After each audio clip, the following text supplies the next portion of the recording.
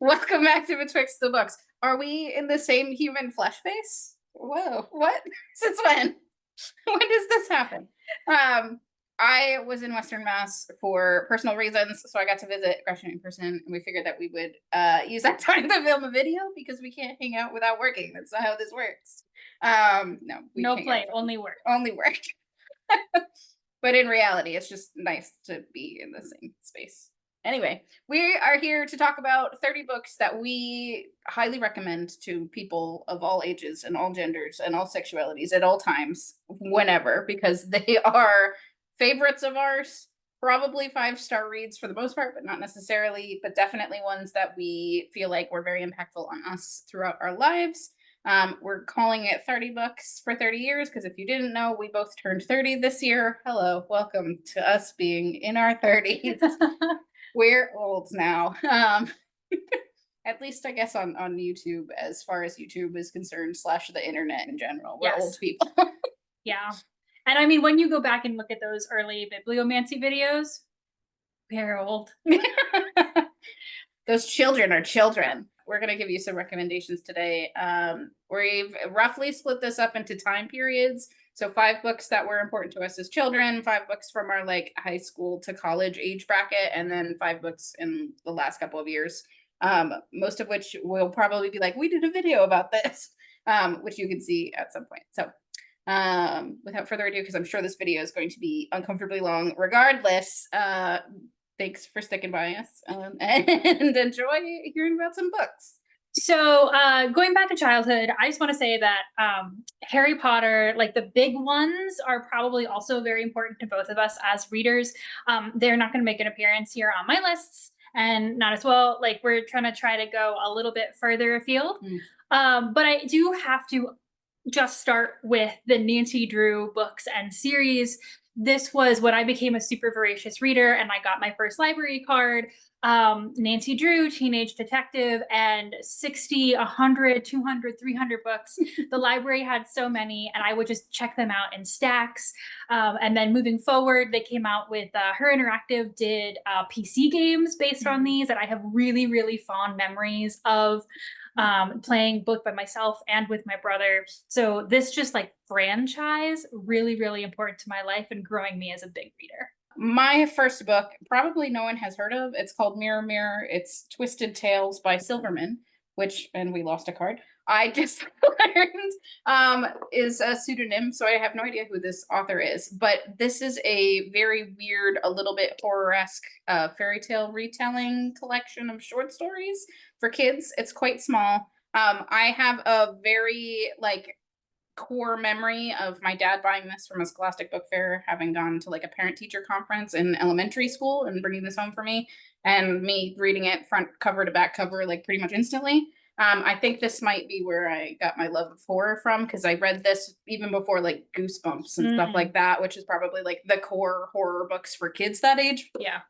But I think that this really cemented my love of like weird fairy tale esque type books. So I wanted to mention this. So for my next one, I don't have a physical copy. All of mine are still in a crawl space at my original home with my family. But these are the Royal Diaries books. These were written by a number of authors, but some really, really ones that were important to me were Cleopatra, the one on Anastasia, the one on Catherine the Great. And so these, much like there was like also the American Diary series, which I also read, but they did not nearly have as big of an impact on me as the Royal Diary series. These were all pretend diaries written by female princesses or the equivalent throughout history and time. I mean, there was one on like an Aztec princess. Ooh. The Last Hawaiian Princess has one as well. And if you watch this channel, you know that I have a great love of history. And I feel like this was one of the places in my early life where like that started to grow, and also just being really inspired by these stories of women, girls, in history and what they went through and learning about their cultures and stuff. I love them so much. Cool. I am gonna throw up a contemporary next, which is kind of outside of my wheelhouse, but Kate D. Camillo or Kate D. Camille. Just writes bangers for kids every single time. You can't go wrong with literally any of her books. This is Because of Winn-Dixie, which I think we just recently found out out when we were 6. But and I probably had like, this is not my original copy. I still have my original copy. It doesn't have this cover and it's like all beat to hell. But I got another copy of it because it was so foundational to me as a child, and so I wanted to have one for my future children someday to have as well. Young girl moves to town, finds a loose dog in the Winn-Dixie, which is a grocery store, takes that dog home, and the dog helps this girl make friends in the community and helps like revitalize the whole community that have kind of like all become insular and drifted apart. So it's about making friends and not judging people by their first appearances or like the first impression that you get of them. Very great story for kids on tolerance and also on just how you can change a lot of things about your life and still kind of find yourself in all of these other new situations. So moving's hard for little kids. Did you know? Oh. I'm gonna go really, really far afield on this next one. Like this is not something that I think anyone ever put on a childhood list, but let me explain. So, I very quickly like left the children's section. I wanted big books. And my dad, I think, got really tired of having to bring me to the library like every other day. And because I'd already read the 10 books, the 10 Nancy Drews and the Royal Diaries that I had. Yeah. And so he really, really liked the author Clive Cussler, who actually passed away a couple of years ago. And I was really sad about it because my dad was reading them and we were reading the Dirk Pitt books together. And the Dirk Pitt series, he is a underwater archaeologist, essentially. He goes on dives and digs underwater. Clive Cussler, until he passed, actually owned an underwater diving company that like did dives on the Titanic and stuff. So it's very scientific. And my dad and I read them together. And there's like over 30 books in the Dirk Pitt series in particular. There are other spin-off series. The Dirk Pitt one is the best. And later on in life, he actually started writing the Dirk Pitt books with his son, Dirk Cussler. And so that became a family thing. So yeah, I know that's not something people would normally put on one of these lists, but I have read over 40 to 50 books by this author because my dad and I read them together, and that itself is a formative experience. When I hit middle school, the majority of what I was reading was either science fiction or classics. And like that was where I was sitting. I have 2 science fiction recs, which I'm going to give in a second. But the classic that probably stands out the most to me is Anne of Green Gables. I think for a lot of young women, this is like a staple childhood read. This one and Little Women, I think, are probably like the 2 most common like classics that young girls are handed.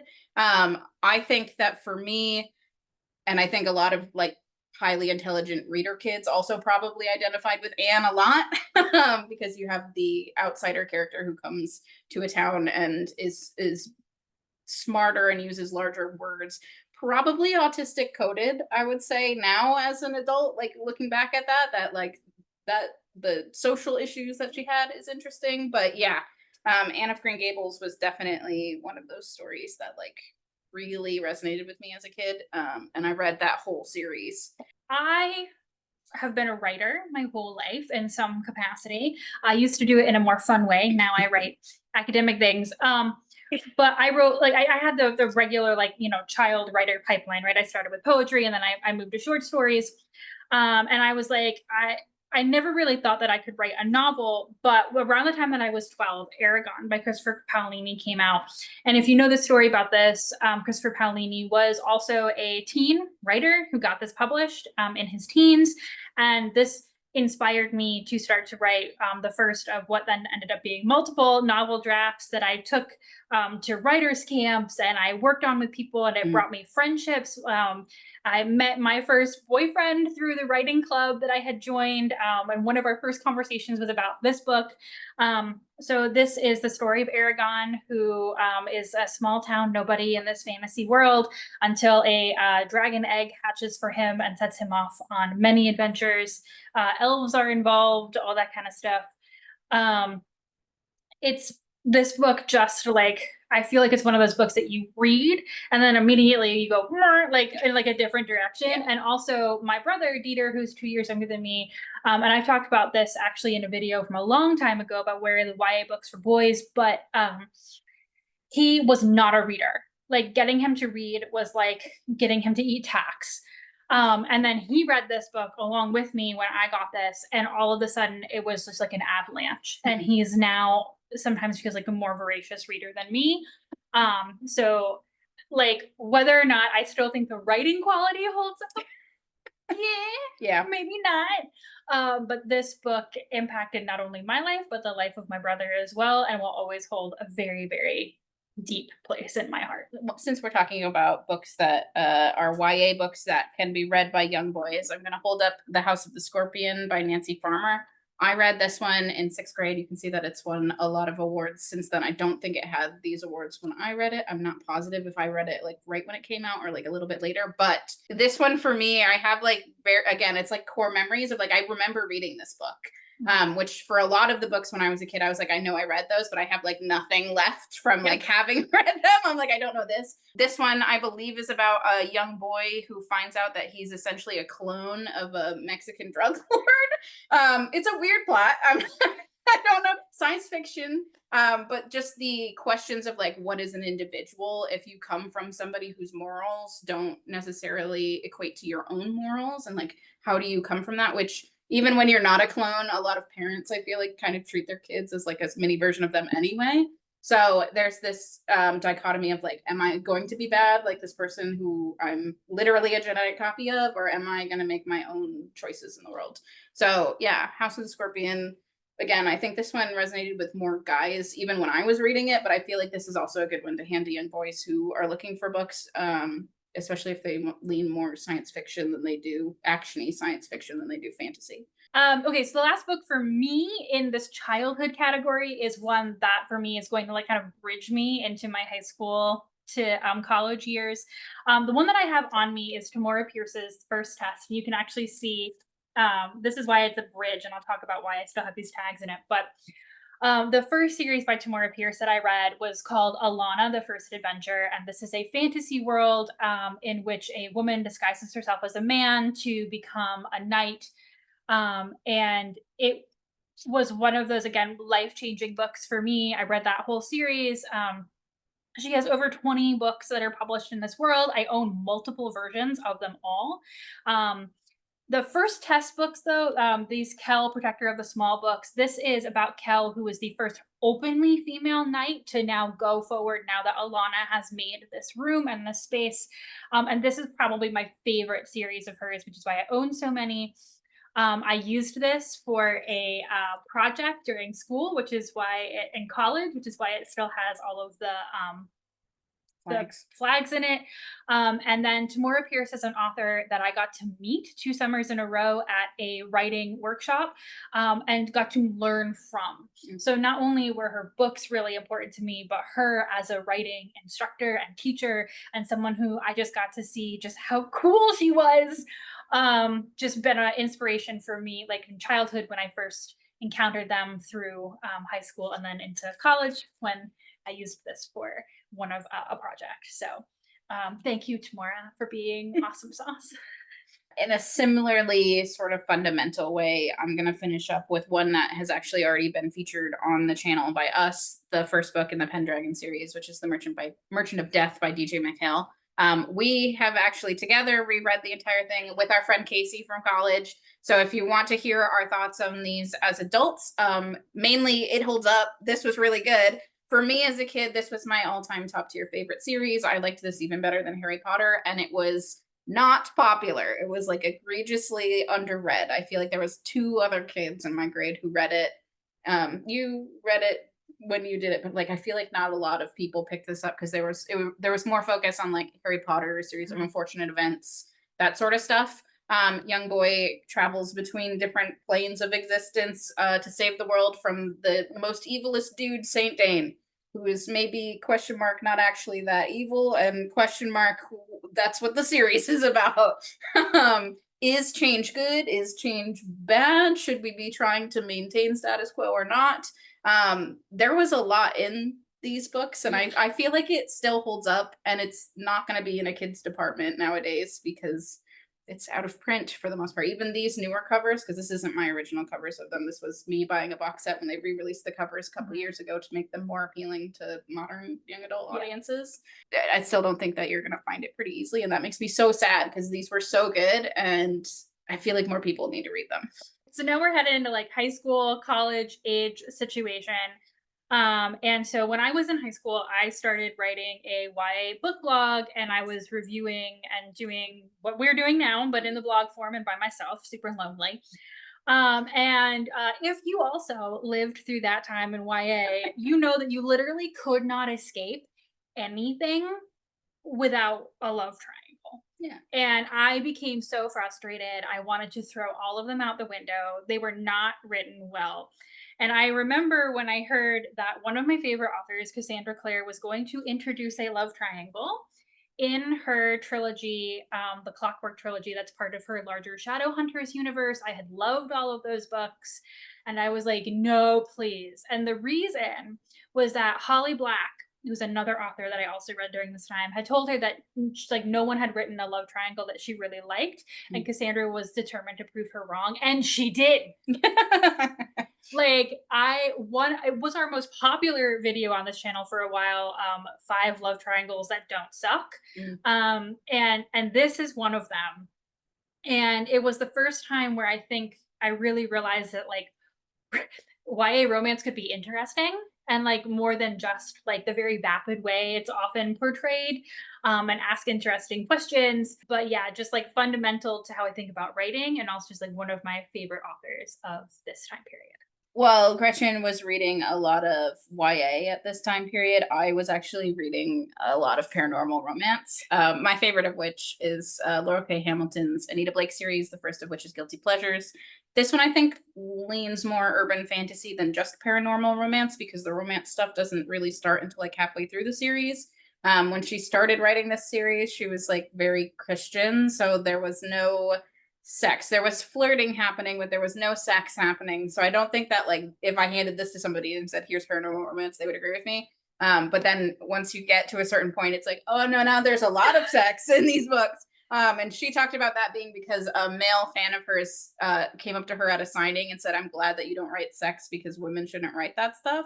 So then she was like, "Oh, cool. All right, so we're putting a lot of sex in this then." Because they already like were upset about the amount of violence that was in her books. But a woman who is a necromancer, so she has the ability to raise the dead. Her day job, quote unquote, is to do that for various reasons. Like if a person wants to talk to a dead relative to find out something like where they hid their inheritance, I don't know, you could raise that person from the dead. But then her other job is as a vampire hunter, as the series would suggest.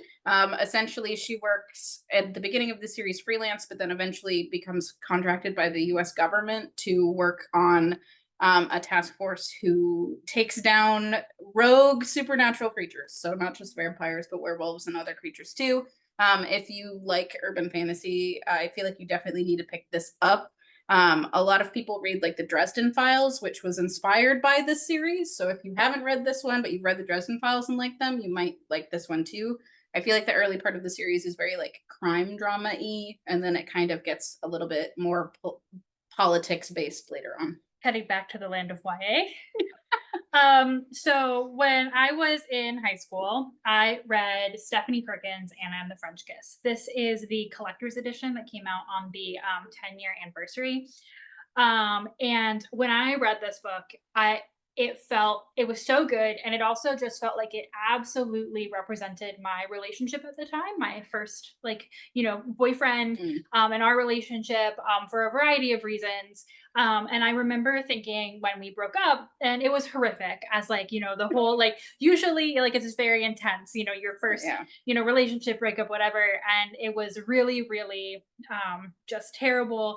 And one of the things that I was so sad about was that I thought that I was never going to be able to read this book again, which had become one of my prime comfort reads. And basically, like the general plot of this is there's Anna. She goes away to boarding school in France and meets a boy, and there's just like very intense like love and relationships and like parental trauma and all that type of stuff. And like loving each other from afar, being different than, close up. And um, it was just really good. And then I remember like the day that I felt like brave enough to read this book again, really worried that it was just going to like call back all these memories I didn't want to feel. And I read the book with a whole new meaning about how like love can come around or come back to you or come again.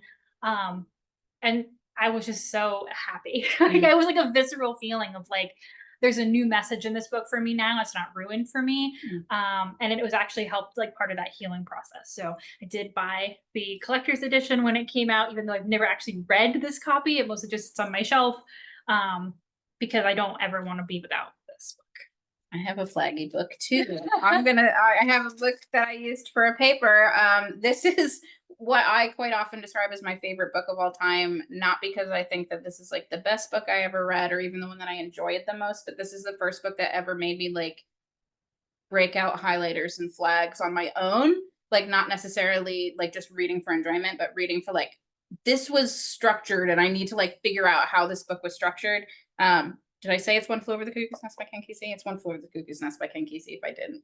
But I picked up this one and it like blew my mind the way that you can like hide information with an unreliable narrator. If you aren't aware, this takes place in a mental asylum.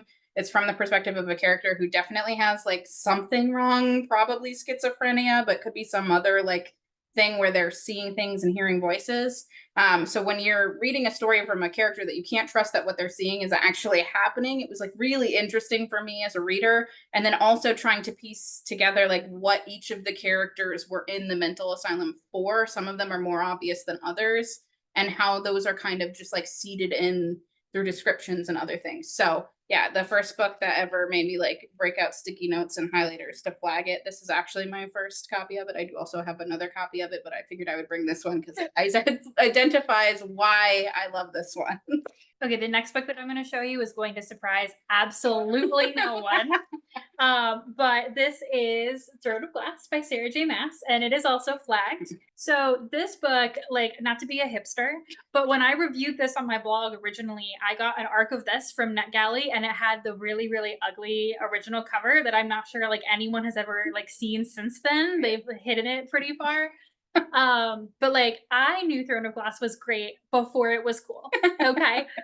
So this is a book about a female assassin who has had some really traumatic stuff happen to her, and she's basically like brought out of jail to be the crown prince's champion and an assassins tournament to be the assassin for the crown, but she hates the crown.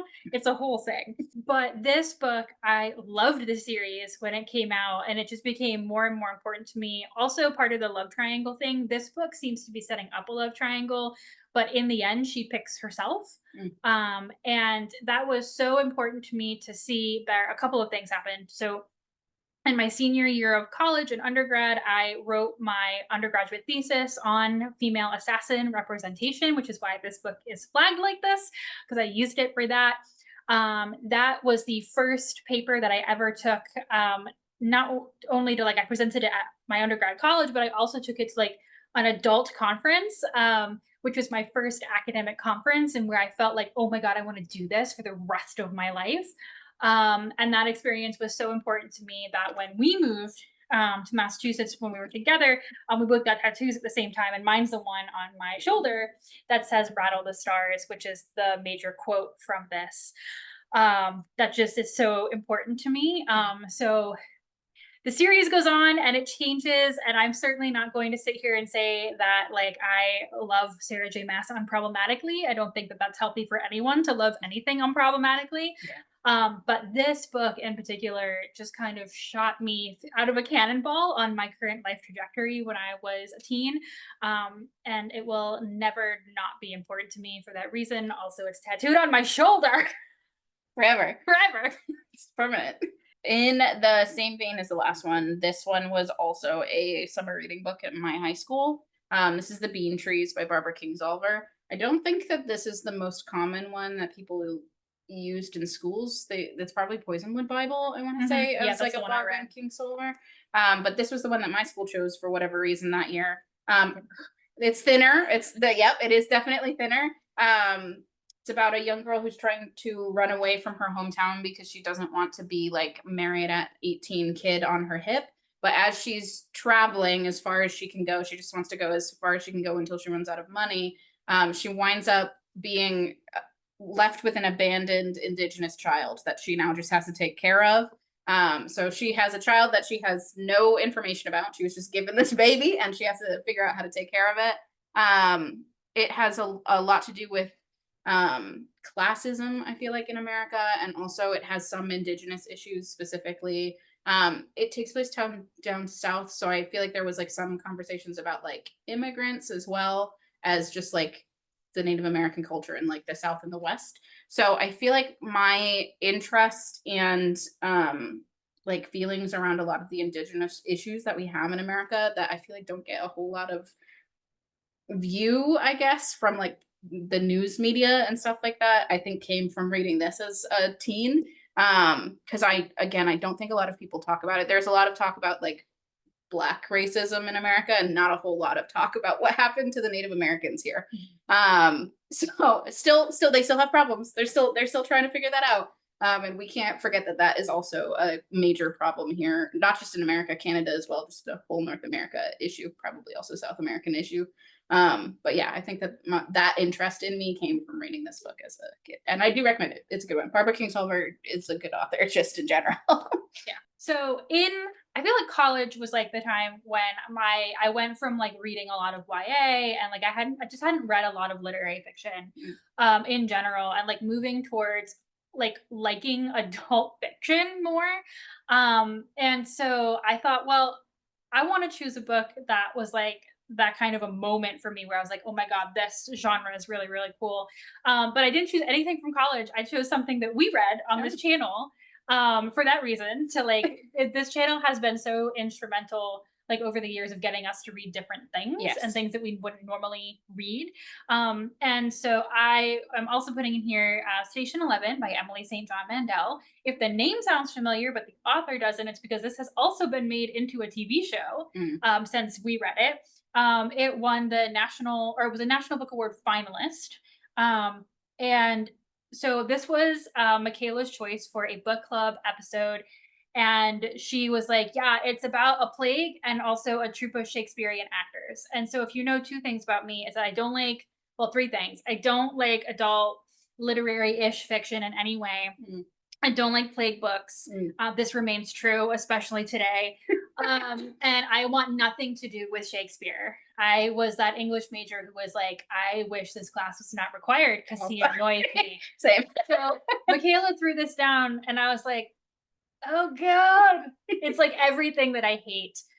It goes back and forth in time from like before the plague and after the plague, and is asking like really deep questions about like after humanity has been decimated, what do you save? What is important? Like you're trying to survive, but also like culture and art and what does it mean to be human and what does it mean to survive? Which are all really, really big things. And I loved it. I loved this book so much. And so it's like kind of like my stand-in representative for all of those books that kind of changed my mind about like that adult fiction isn't all bad and terrible And boring. and boring. Yeah. Yeah, but also just like how important this channel and our reading has been to my life. This is still one of my like when I think about like, oh yeah, books, this is definitely one of them. I'm going to continue moving forward in time. This is Saving Cece Honeycutt by Beth Hoffman. I would pitch this as like women's fiction chick lit. It's a historical fiction. I believe it's set in either the 50s or the 60s down south. It is about a little girl. I don't know if she's orphaned or just taken away from her family, and she goes to live with either her grandmother or her aunt down south. And it's about all of the women in the community that she moves into and like how they each play a role. This is another one of those like the book itself maybe is not the best book out there, but it is one that was like very instrumental in me. I believe that I got this copy from like a Big Lots. You know how Big Lots sometimes has overstock books that are like $3? I believe this was one of those like hardcovers that they just had a bunch of them, and I picked it up actually when my mom and I went to visit Ithaca College, like before I started college. So it was at the Big Lots in Ithaca, New York. grabbed this to read while we were like touring the campus or whatever, and then I read it on the car ride back home because I lived like 3 hours away from campus, so it was a long drive. So like the point in time is like very poignant of me reading this. But it is also just like very heartwarming and about female friendships and the value of having like a supportive community, especially for women, especially in this time period in the South. So I've read, I think, everything that Beth Hoffman has written, which I think is just 2 books. And I like wish every couple of years I like check it. I'm like, did she come out with another one? Or I just missed it. Nope. Okay, sucks. God. But yeah, I've liked everything that she's written. She just, I feel like, captures an interesting thing there, like especially in chick lit, which I feel like a lot of people feel is like quite vapid, but it was poignant to me. Mhm. So, also another book with a story as we close out this period of our lives is Never Let Me Go by Kazuo Ishiguro. This is just on its face one of those books that you read. It's so small, and yet you read it and it just punches you in the face. Mm. It just one of those reading experiences where, and I'm not like a particular like emotive reader or anything like that, and I remember getting towards the end of this, and I'm not going to spoil it, but just going, "Ah," like Yeah. just like really just like emotionally unable to like process this. um and it is literary fiction. I think I've talked before about how like the Man Booker Award is like my least favorite award of all time, and Kazuo Ishiguro has won that. But this is like probably the highest literary fiction author that I'm just like, I have read so many of his books, and that's where the story comes in too. Because so freshman year, I took a class at Ithaca College with a professor, Professor Chris Holmes, that also happened to have Taylor in it. And that class was an extremely wild ride. And by the end of it, I had a really, really deep connection with Taylor. And then from through Taylor, met Michaela, who then became my roommate the next semester, and then took that class. And Dr. Professor Holmes had completely changed the syllabus. And I remember throwing your syllabus like across the room because the version that I took was really, really hard. Yeah. But when we were all seniors at Ithaca, Professor Holmes was hosting a class on Kazuo Ishiguro's books and also the books of J.M. Coetzee. And Taylor and I looked at each other and we said, should we take this class together, one last class with Professor Holmes to like end our Ithaca experience? And that was when I read this book. So it was like this beautiful capstone. By that point, I had a fantastic relationship with Professor Holmes. I hope someday to be as cool as him. And just like a great friendship story Yeah. too. So an amazing book on its own. I'm not even going to tell you anything about it because I worry that I will start to spoil it by accident, if I even tell you the names. Mm. But like, just read this. It's really good. Don't watch the movie though. Professor Holmes says it's bad. Okay. Speaking of Taylor books, I'm gonna pick up the Slow Regard of Silent Things with Patrick Rothfuss. So We didn't plan we this. didn't plan it, but it is related to Taylor. So as may have been obvious from my childhood picks, I was more of a science fiction reader as a kid, at least middle grade and YA wise, versus the like fantasy reader. I read Harry Potter, like I read some fantasy books, but they didn't captivate me as much as sci-fi did. Taylor was very much like a fantasy reader, and Taylor went on to read The Name of the Wind and Patrick Rothfuss's books in general and recommended them to me when we became friends, and I read them. I have like very fond memories of reading them. I did not want to recommend The Name of the Wind only because the third book is not out. And it's really hard to be like, this is one of the best fantasy books I've ever read ever. And the sequel stands up to that, but there's no end to the story. So I'm going to take the short fiction, the novella that is following Ari, which is very like, if you are a neurodivergent person and you haven't read this, I would recommend picking this up because you will feel seen in ways that I feel like not a lot of stories really capture. Like the quirkiness and the weirdness and the fighting your own brain just to accomplish basic like life skills, like just to survive the day. Having to fight yourself on tooth and nail just to get through it, and sometimes you fail, and sometimes you spend a day in bed because you can't fight it. So this one in particular, The Slow Regard of Silent Things, I think really captures that in that, and also Rothfuss's writing is bar none some of the best writing that I have ever read anywhere, and I just like I'm not going to be that person who's like, I need the third book, because I am satisfied with everything that I have read, and I would love to read that third book, but I'm not like gonna go knock on Rothfuss's door and demand it. But I also can't like recommend it to somebody else, because I'm like, I don't know if we'll ever get that last book. But you can read this, which is a short story all on its own. And I do highly recommend it. I think it's divisive. If you're not a person who likes like weird writing and weird characters, you might be like, I don't get this weird little story. But it's beautiful to me, and it really does resonate, I think, with a lot of neurodivergent people. So this one. Even though like the now portion of this might be like potentially like, the easiest one, right? Like Yeah. I have read so many incredibly life-changing nonfiction in particular books. Um tied to my PhD and all this type of stuff that I just want to say that I'm sorry.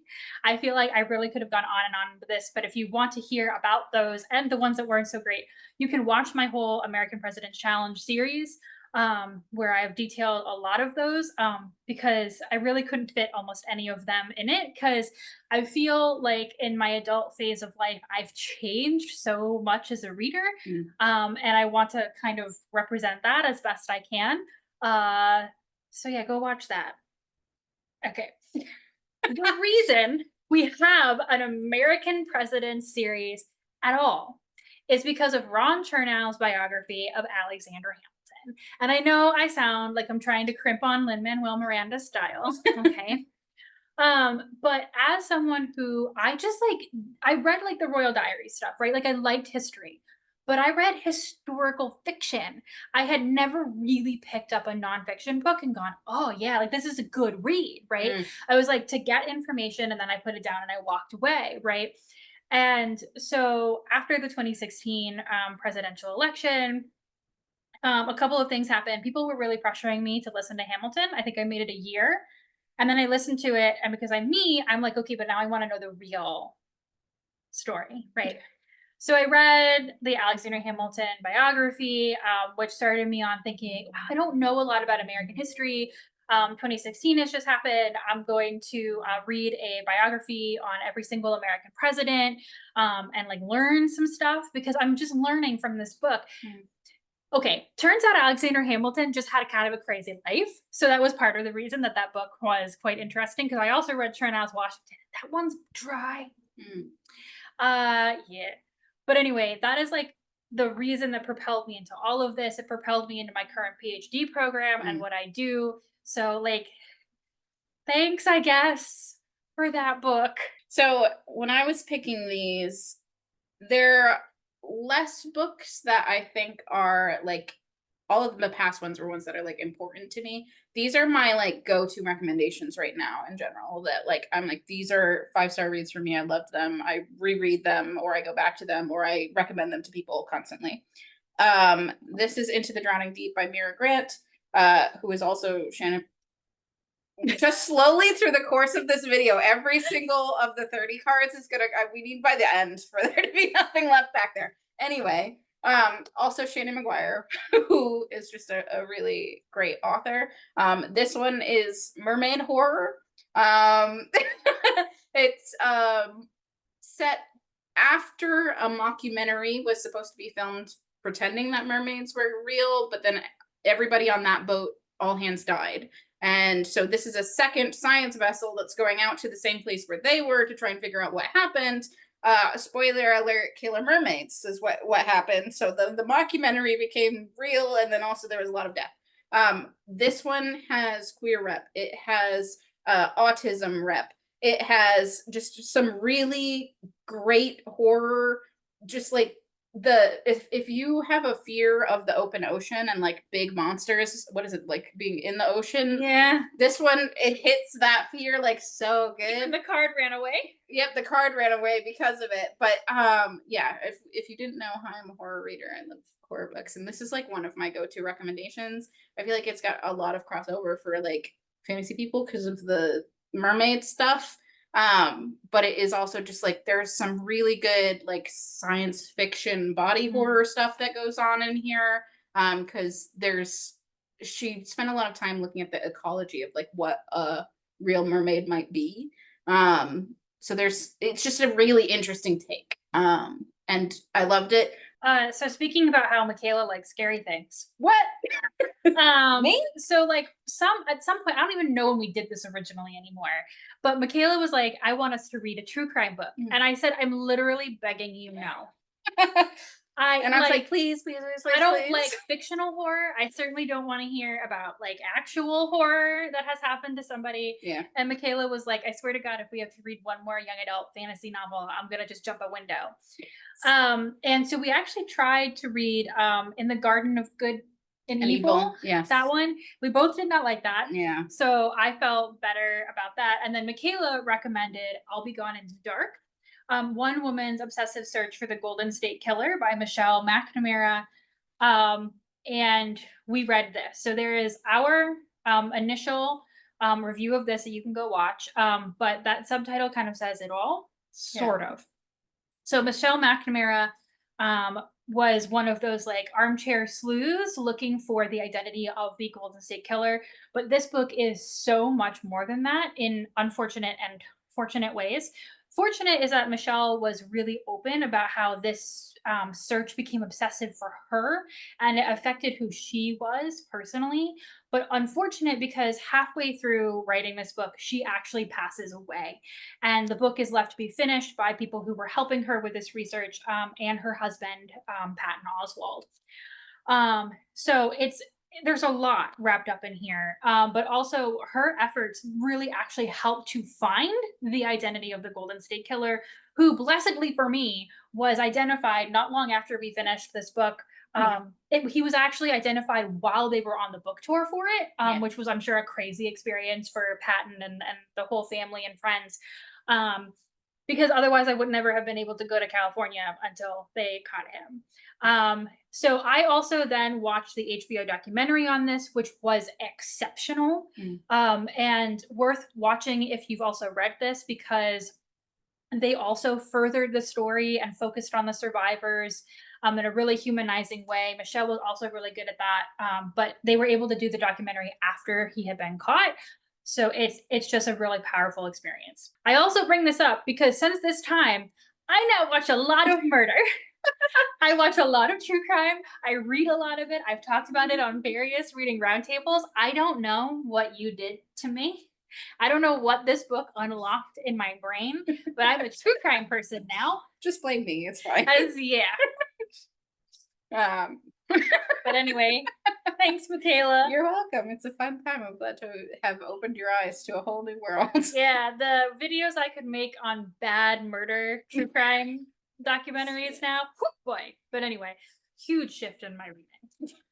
I'm gonna stick on the horror train just so that I can get this shocked. added. What? Grady Hendrix is the final girl support group. I have read most of Grady Hendrix's books. This is my favorite of his in general. This takes place in a world where if all of the slasher movies from the 70s and 80s were essentially true crime movies instead of actual horror movies, like they were based on real events, the actual final girls from those movies come together once a month and do therapy, the final girl support group. This book starts off with one of them being murdered, and then it follows this one character as she basically spirals and thinks that they're all being hunted, because there is always a sequel, which is true of like most horror movies. Really great, again, unreliable narrator book, because we have like a very paranoid, fairly paranoid person, because again, traumatic event happened and continues to happen. There's a lot of discussion in here about like how like a detective will use the notoriety of solving a crime to like further their career, and they won't even really care about whether that's the actual thing that happened or the truth. They just want to catch a killer, that sort of stuff. There's also a lot of discussion on how all of these women reacted to the trauma that they went through in very different ways, and each of them, like, the trajectory of their lives changed because of what happened to them. Some of them leading towards drugs, some of them just in general being hyper vigilant, that sort of thing. It is also like it fits in the genre of a slasher very well. Like it's very campy. So if you like campy horror and not like creepy dread horror, that's not what this is. It's much more like there's a killer after them. Who's coming for them? Like that sort of action adventure type horror. And it's funny. It's super fun to try and figure out which of the women are from which movie. So it's like as you learn more about them, you're like, oh, you're the Texas Chainsaw Massacre girl. Okay, okay. Like that's sort of what you're doing because it's again you kind of have to piece the clues together of like, oh, okay, so you're the girl from Scream, like that sort of thing. And there's a lot of references to smaller B grade horror movies as well in here, but it's just super fun. I recommend this to people who like slashers. If you want to try reading a book, like if you're a horror movie person and you haven't read a horror book, this one is usually the one that I hand over to people for that. So I don't know if you guys know this, but in 2020, the world went through like kind of a major thing. We were all yeah, what is it? It feels like a long time ago, and yet yesterday.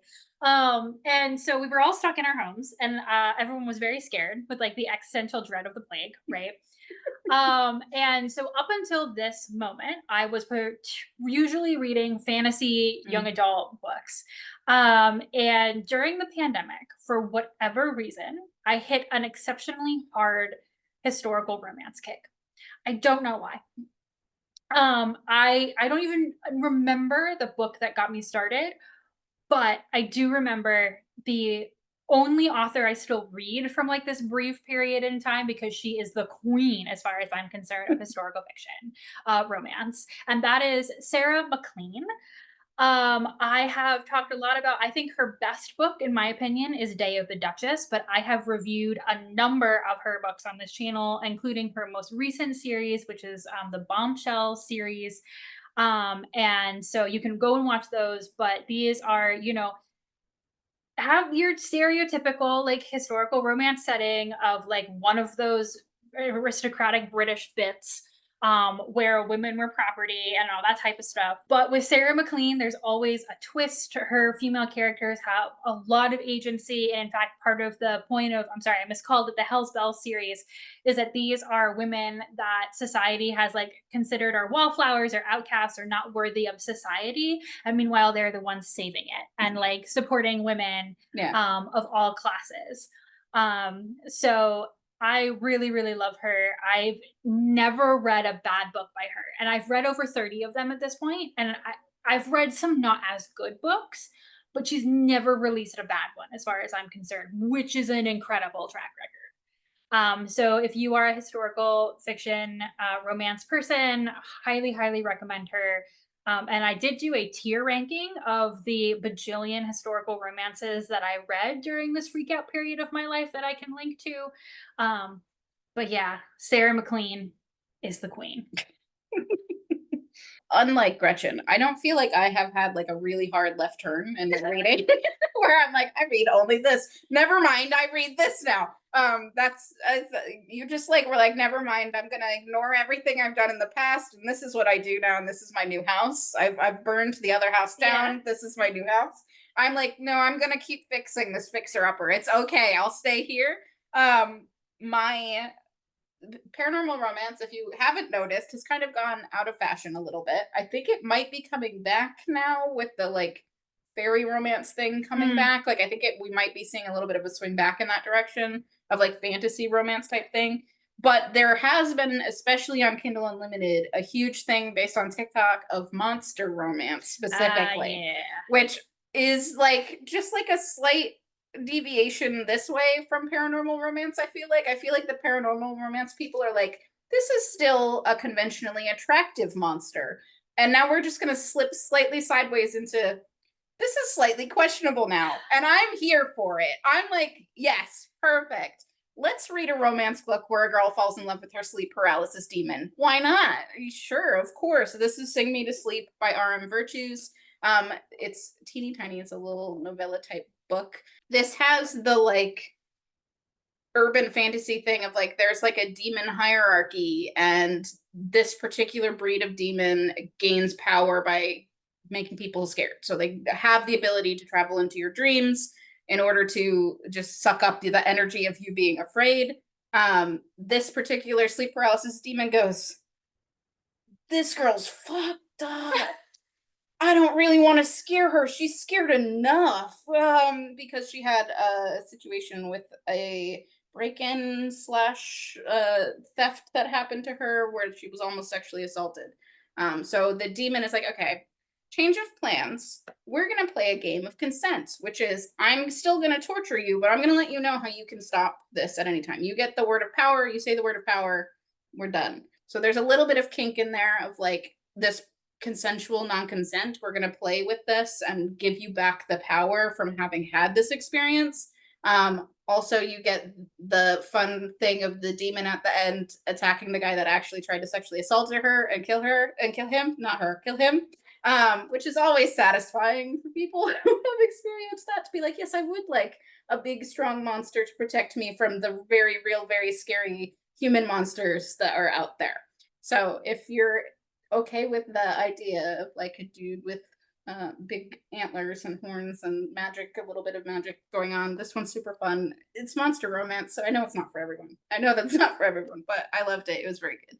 So after I went through my historical romance phase, I quickly got bored with that. I don't think that there's a lot of things that you can really do with that. And then I slid into contemporary romance.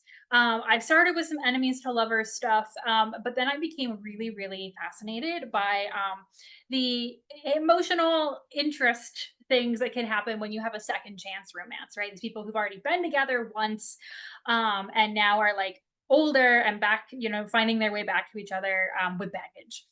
And one of like the before this was like a trend for me, like the queen of this entire thing, which I think is also different from a lot of the other ones that I've read, is "You Deserve Each Other" by Sarah Hogel.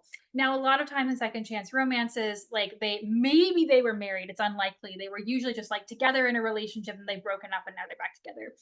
"You Deserve Each Other" is two people who are engaged and they got engaged too fast. And this engagement is falling apart very quickly. But they've put down all the deposits on their wedding stuff and it's too late to get them back. So the person that will be on the hook for all those deposits and wedding things, it will be the person who breaks off the engagement.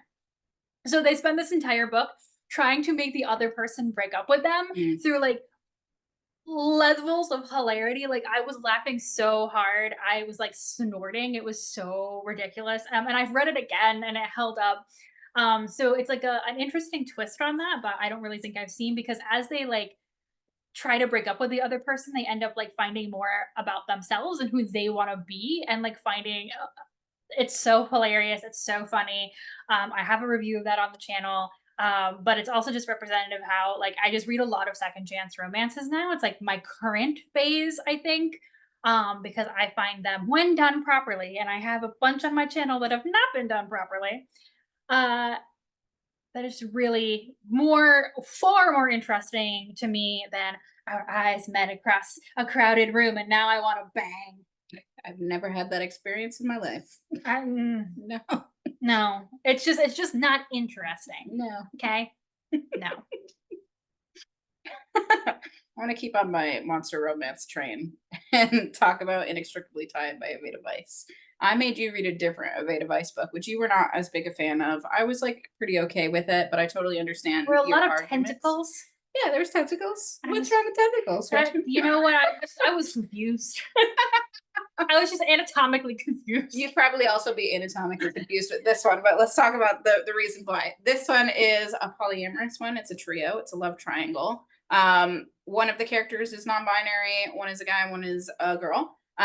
So queer rep. Love that. We have a character that is essentially a night terror that has been extracted from a serial killer.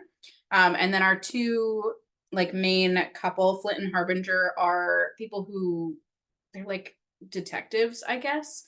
Harbinger has a power where she can touch an object and sort of see like the other people who have touched that object. But if she touches a person, she then has a psychic link with them forever and always knows what they're feeling. There was a short story that came out before this book came out that I read and really loved that was on Kindle Unlimited that showed Flint and Harbinger touching each other accidentally for the first time. So we know when this book starts that they are psychically linked forever.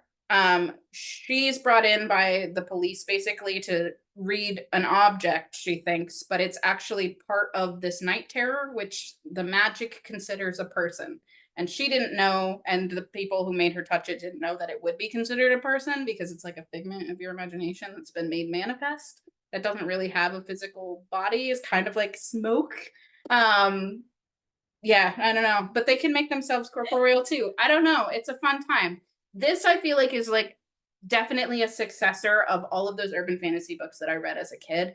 It had the same vibe as that, where we have this like murder mystery. We're trying to catch this serial killer while also having the intricacies of like the trauma of messy adult relationships, especially when you physically can't remove yourself from the relationship because they are psychically linked now. Like even if they are no longer in a relationship and they break up and they aren't working together anymore, Harbinger is always going to know what's happening to Flint at any given time. And also now also with Agony, who is the night terror, also going to be linked with Agony forever.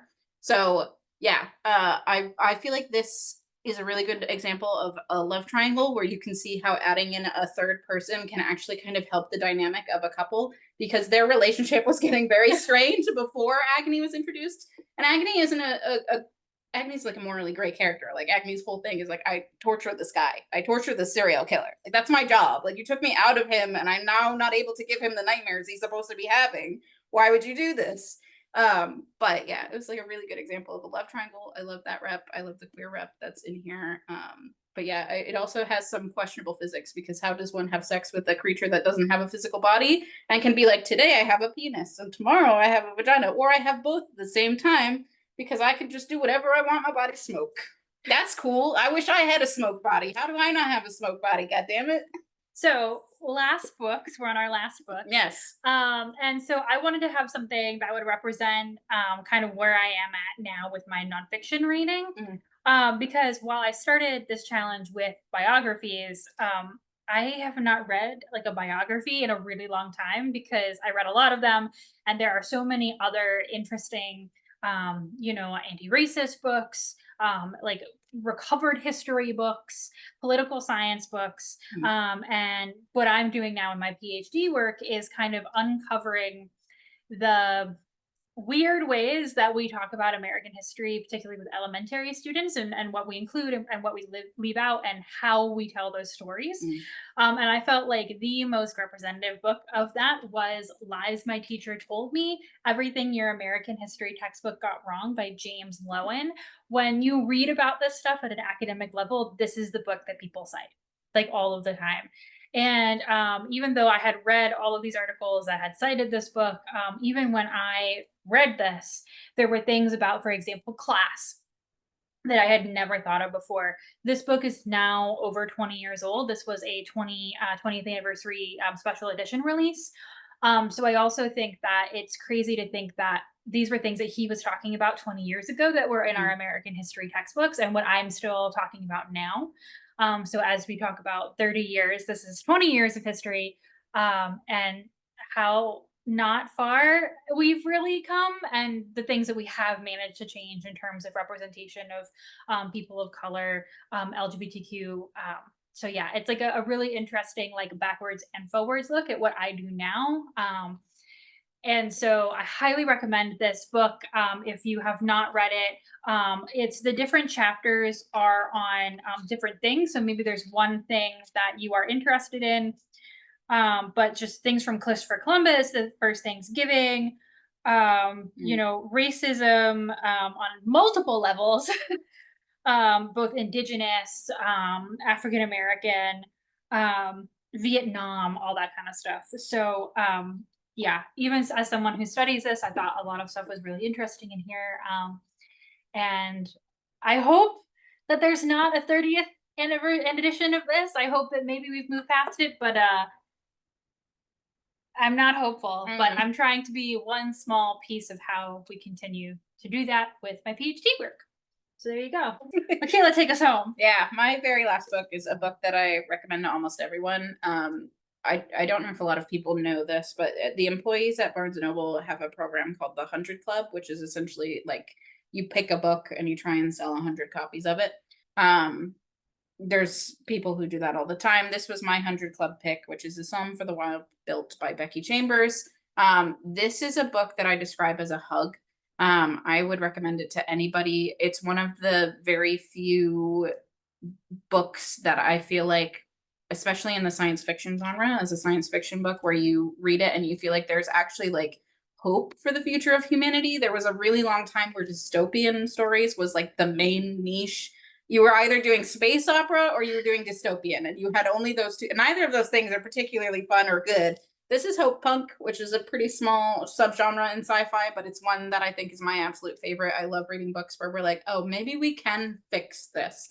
Maybe we can end up somewhere where we've decided to go, you know what, these systems don't work. How can we support each other instead of like constantly fighting each other, which in a capitalist society doesn't exist right now. This takes place in a world where one day all of the robots and AI basically just goes, we're done, and they get up and they leave.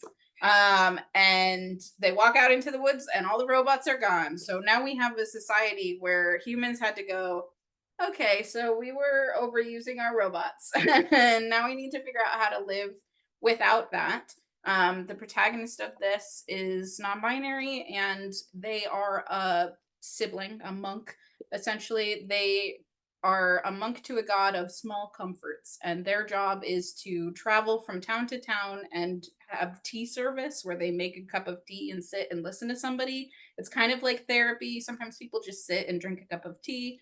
They make a cup of tea specific for each person and the problems that they're having that will hopefully help them be calm and realize that like sometimes all you need to feel better is to just sit and have the comfort of another person, comfort of a nice warm cup of tea, like that sort of thing.